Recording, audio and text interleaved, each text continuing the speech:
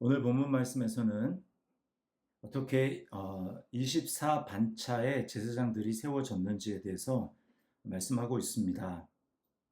원래 아론 자손에 4명이 있었는데 2절에 보니까 나답과 아비후가 그들의 아버지보다 먼저 죽었다 이렇게 되어 있습니다. 이들이 왜 죽었냐면 하나님이 명하신 다른 불을 들이다가 하나님의 징계로 죽었다. 성경이 그렇게 말씀하고 있습니다. 자, 그래서 남아있는 아론의 두 아들 엘르아살과 이다말이 그 자손들이 제사장의 직분을 감당하는데요. 이제 4절에 보니까 엘르아살 자손의 우두머리가 16명이고 이다말 자손의 우두머리가 8명입니다. 그렇게 해서 합치면 24명이 되죠. 그 각 반차에서 이제 뽑은 거예요. 한 사람씩, 한 가정씩 뽑았습니다. 그것이 오늘 19절까지 기록된 내용인데, 특별히 19절에 보면 우리 개역개정 성경에서 오해할 수 있는 그러한 내용이 있습니다. 여기 보면 19절에 이와 같은 직무에 따라 여호와의 성전에 들어가서 그의 아버지 아론을 도왔으니 이는 이스라엘 하나님 여호와께서 명하신 규례더라. 자, 그의 아버지 아론을 도왔다. 이때 아론은 이미 죽었죠. 죽은 지 한참 지났습니다. 그런데 여기 이렇게 기록했는데요. 새 번역에는 이 부분을 이렇게 번역을 했습니다. 하나님께서 그들의 조상 아론을 시켜서 지시하신 규례대로 직무를 수행하였더라. 아론을 도와서 한 게 아니라 하나님 아론에게 말씀하셨던 그 부분들을 명령하신 규례대로 다 지켜 행했다. 이렇게 보아야 합니다. 자, 그래서 이 직무를 섬겼는데요. 우리가 이 본문 말씀을 통해서 항상 구약을 볼 때는 이 예수 그리스도 안에서 성취된 입장에서 이것이 나랑 무슨 상관이 있는가라고 하는 것을 항상 질문해야 합니다.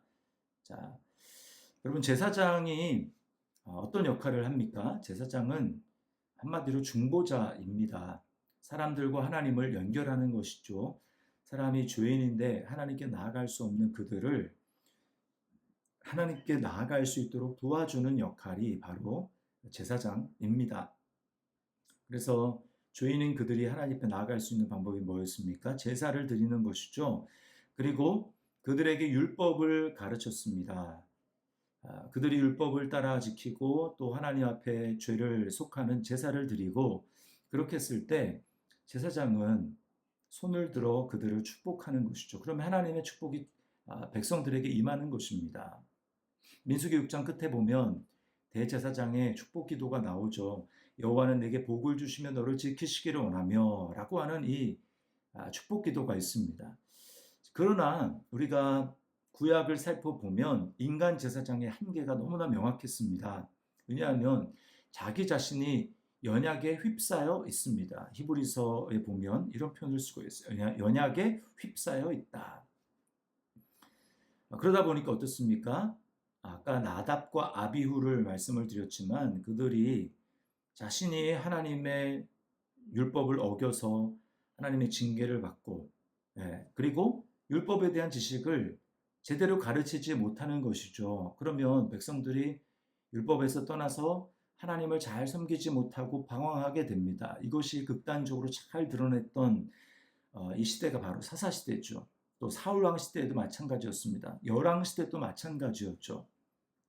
그러다 보니까 말라기서에 보면 내가 너의 축복을 저주로 바꾸게 하겠다. 제사장이 축복하는데 제사가 제대로 드려지지 못하고 또 백성들이 율법대로 행하지 않게 되므로 제사장은 축복하는데 하나님은 그 모든 축복을 저주로 바꾸시는 이런 아이러니한 일이 일어났습니다. 그러다 보니까 어떻습니까? 이스라엘 백성들 입장에서는 누가 정말 완벽한 하나님과 우리 사이를 중보할 수 있는, 그래서 우리가 계속해서 하나님의 축복을 받을 수 있는 그런 제사장이 올 수 있을까? 이것을 항상 열망하게 되는 것이죠. 그러려면 아론 계통의 제사장이 아니라 성경이 말하는 창세기 14장에 등장하는 바로 이 영원한 제사장 멜기세덱의 반차를 쫓은 제사장이 필요한 것입니다. 우리는 그분이 누군 줄 압니다. 그분은 바로 예수 그리스도입니다.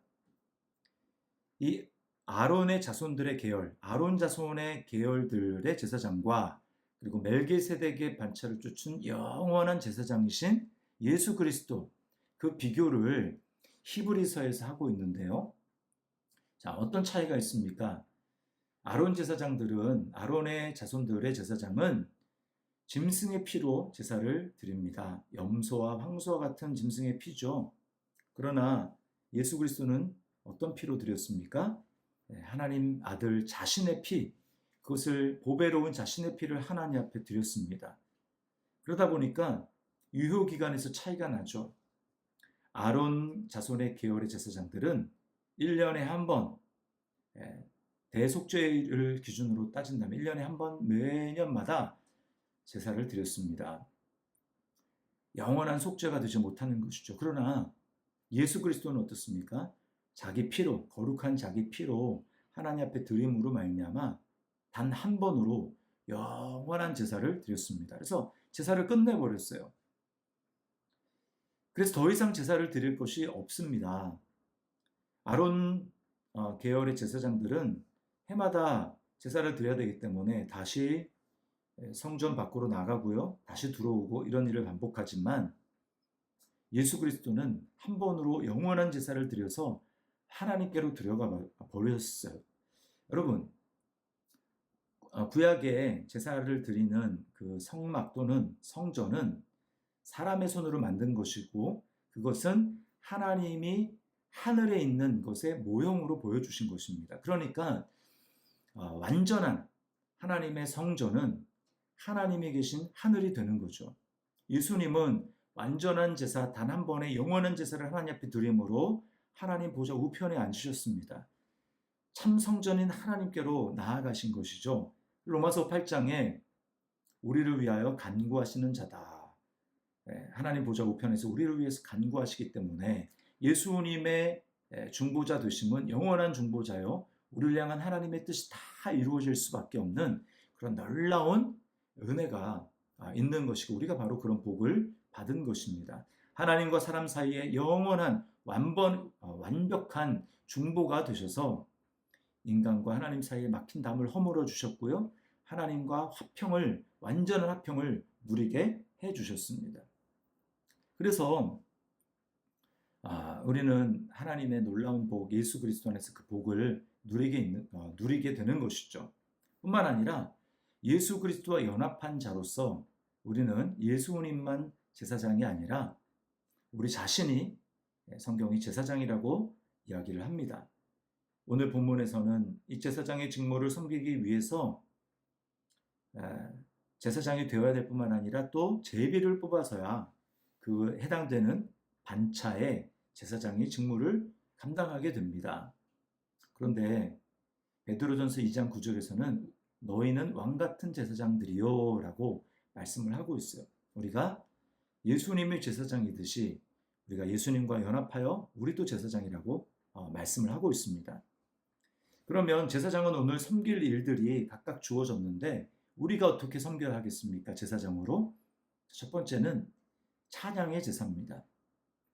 예수로 말미암아 항상 찬송의 제사를 하나님께 드리자. 히브리서 13장 15절에서 그렇게 말씀을 하고 있어요. 그래서 우리는 매일매일 감사와 찬송의 제사를 하나님 앞에 드리는 것입니다. 내가 구원받은 하나님의 자녀로 하나님의 백성으로 마땅히 하나님을 높이며 구원해 주신 은혜를 찬양하는 것이죠. 두 번째는 몸의 제사입니다. 로마서 12장 1절에 보면 너희 몸을 하나님이 기뻐하시는 거룩한 산 제물로 드리라. 이는 너희가 드릴 영적 예배니라 라고 말씀하고 있어요. 학생은 학교에서 공부를 하는 그 공부를 하나님이 받으실 제물로 드리는 거죠. 내 몸을 그렇게 드리는 겁니다. 그리고 직장에서 일을 하는 사람들은 그 직장의 일을 통해서 또 하나님께 내 몸을 산 제물로 드리는 것이죠. 이와 같이 우리가 있는 곳이 어디든 내가 무슨 일을 하든 내 몸을 통해 하나님이 기뻐하시는 산 제물로 내 자신을 드리는 것입니다. 마지막 세 번째는 복음의 제사입니다. 다른 말로 전도입니다. 바울 사도는 자신을 복음의 제사장 직분을 맡았다. 로마서 말씀에 그렇게 이야기를 하고 있습니다. 로마서 15장 16절에 이 은혜는 곧 나로 이방인을 위하여 그리스도 예수의 일꾼이 되어 하나님의 복음의 제사장 직분을 하게 하사 이방인을 제물로 드리는 것이 성령 안에서 거룩하게 되어 받으실 만하게 하려 하심이라. 예수님을 믿지 않고 있어서 하나님께 나아가지 못하는 많은 사람들이 있지 않습니까? 그들이 하나님께 나아갈 수 있도록 하나님과 다리를 연결해 주는 역할, 그것이 바로 이미 예수님을 믿어서 하나님의 자녀가 된 저와 여러분입니다. 복음의 제사장 직분을 감당해야 하는 것이죠. 오늘 누구에게 그리스도의 아름다운 덕을 선포할 것입니까? 누구를 하나님께 제물로 드려서 그 사람이 살아나게 하시겠습니까? 또 오늘 내 삶에 어떠한 일을 만나든지 어떻게 내 몸을 하나님이 기뻐하시는 거룩한 산제물 되게 하시겠습니까? 오늘 어떤 일을 만나든지 그것이 내 눈에 보기 좋은 일이든지 그렇지 않듯이 여러분 우리의 입술에서 여러분 하나님 앞에 찬송의 제사를 드릴 수 있어야 하겠습니다. 이것이 바로 나를 제사장 삼아 주신 하나님의 뜻인 것입니다. 오늘 하루 이렇게 하나님 앞에 제사장의 사명을 감당하는 우리의 삶이 될 수 있기를 주님의 이름으로 축원합니다.